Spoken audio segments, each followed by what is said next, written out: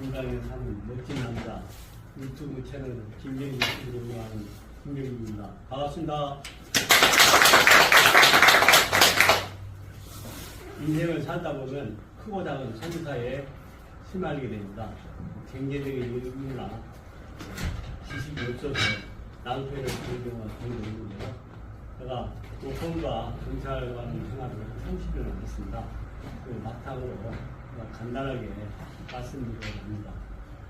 인생을 살면서 제일 중요한 것이 인간관계를 할 수 있는데 인간관계를 친하게 하고 있는 금전적인 문제를 많이 대처하게 되겠습니다. 그래서 민사소송을 주로 하게 되는데 민사소송에 대해서 간단하게 말씀드리고자 합니다. 민사소송을 하게 되면은 우리가 통상적으로 법원의 민법이라고 하는데 크게 두 가지 법률이 있다고 보면 되겠습니다.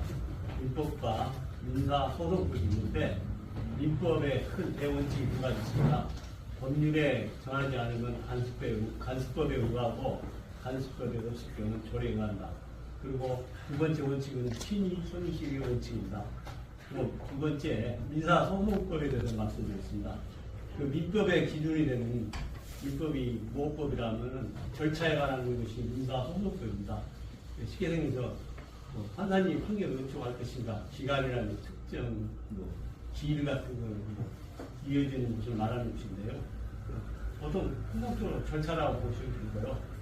그 민사소송이 여러 가지 관례가 있습니다. 아파서 소송이라는 소송도 있고 여러 가지 있는데 그중에서 인생에서 제일 대두되는 쉽게 생겨서 대금 소송이라고 했습니다. 대금 소송에 대해서 간단히 설명드리고자 합니다. 주로 사인 간의 돈 거래를 하는 경우가 있거든요. 사람이 경제적으로 친하다 보니까 어쩔 수 없는 일인데 그런 행위를 하다 보면은 당사자끼리 서로 돈을 빌려주고 못 받을 경우 어디다가 하소연할 수 있습니다. 그래서 민사소송을 제기하는데 그렇게 하는 것이 대금 소송이라고 합니다. 소송을 진행할 적에 민사소송은 돈을 빌려주는 사람이 원고가 되는 거고 돈을 빌려간 사람이 피고가 되는 것입니다.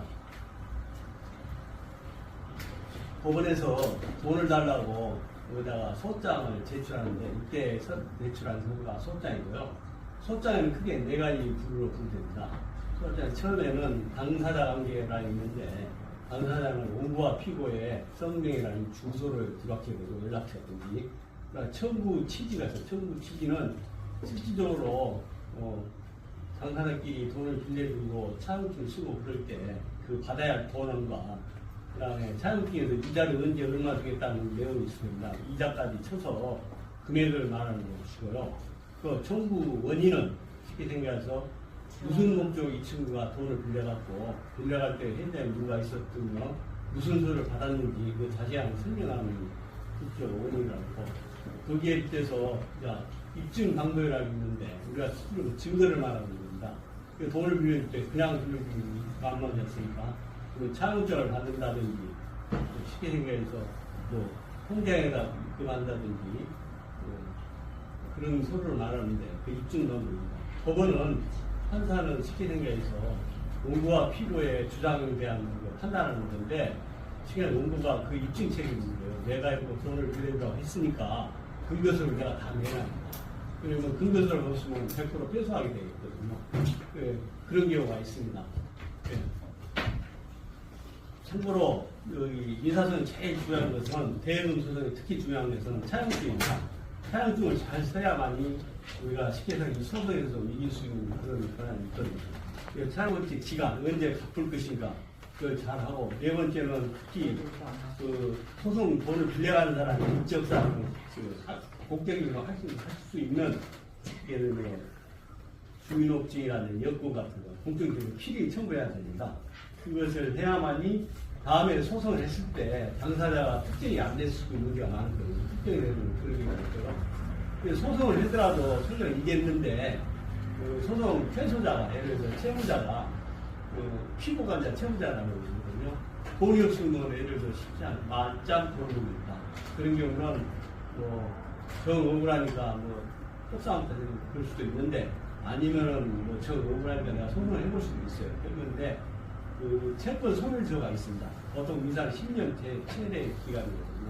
끝나기 위한 뭐 예를 들어서 제가 판결을 받았든지 돈을 받은 시점 시작해서 10년이 도래하기 전에 소장을 처처하면은 그 기간에 이제 판결을 받은 인정이 되는 거거든요. 연장되는데 그런 경우는 이제 예를 들어서 당사자가 돌아가시더라도 그 빚도 상속이 되는 거니까 채무자한테 가족한테 갈 수 있는 거죠. 경찰과 로펌을 근무하면서 30년을 근무하면서 제가 느낀 것입니다. 지인 간에는 절대 돈거래하는 남자. 두 번째, 돈거래했을 때는 돈과 친구도 있다고 시켜냅니다. 근데 마지못해 빌려있다 생각할 때는 그냥 그대로 준다고 생각하면 됩니다. 경찰에 접수되는 수많은 사기 사건 중에 한 80%는 민사회생이고요. 20%는 실질적으로 그런 경우입니다. 경찰관들이 뭐 하도 사건이 많이 나오니까 사기 사건을 보면 물어봐서 대충 뭐 인사에 영향이 되면 그냥 돌려보내는 그런 경우가 있거든요. 경찰관들이 불친절하고 하는데 당사자들이 뭐 빌려준 거 있지만 그런 것 따로 나서는데 그런 법적인 결정도 있지만은 그 문제가 있습니다. 그 중에서도 최고 소송하기 전에 아까 말씀드렸듯이 차량증을 잘 쓰시면은 뭐 뭐랄까 소송할 때 절반에 한 80%의 승소 가능성이 있는 겁니다. 잘못 써놓으면 내가 돈 부여주고 회수할 경우 아마 변호사들한테 소송비까지 물어낼 그런 거 정도로 발표되는 거거든요. 제가 말씀드렸지만은 차량증을 잘 쓰자. 안 빌려주면 그렇지만 쓰게 돈을 빌려줄 경우는 차량증 잘 쓰면 좋겠습니다. 유튜브 시청자 여러분 조금이나 저의 말씀이 도움이 되실까 믿습니다. 앞으로도 보다 나은 재밌고 방송되는 노력하겠습니다.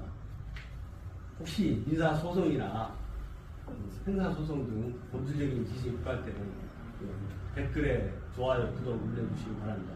이상 유튜브 채널 김경임TV의 김경임이었습니다. 감사합니다.